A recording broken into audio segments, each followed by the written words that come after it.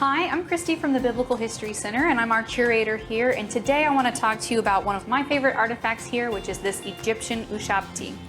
This is something that would be placed in the tomb with the deceased after they have passed away, and it was a very common practice throughout Egyptian dynasties and empires to place these in the tomb with their loved ones, and it's a practice that also spread into ancient Israel as well. We do find them in some Israelite tombs, but mostly we see this practice in Egypt, and so it's also known as a funerary figure because these are used when someone passes away. These were most popular in Egypt's later dynasties, so sometime in the New Kingdom, which really is kind of a big period of biblical history, but most of biblical history that's interacting with the Egyptians would be in the New Kingdom.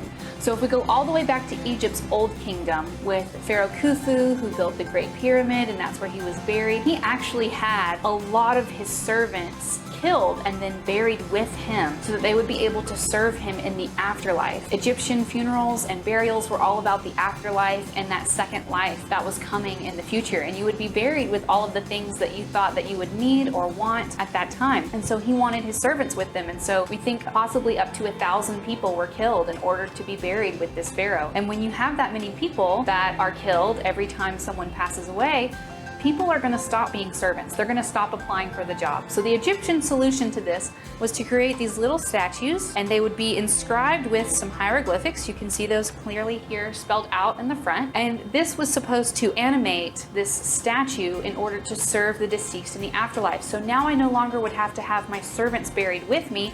I can just place hundreds or even thousands of these statues in the tomb along with me and know that I will be well provided for. So as you see, very Egyptian motif. This one has a beard here, but he's also holding some agricultural equipment, and he's green, which is a symbol of resurrection and just new life in ancient Egypt as the green sprouts from the earth. So green is a symbol of new life in this culture and resurrection. And so we think that because of the resurrection symbolism and the green, that this was probably meant to be some sort of agricultural worker for this deceased person in the afterlife.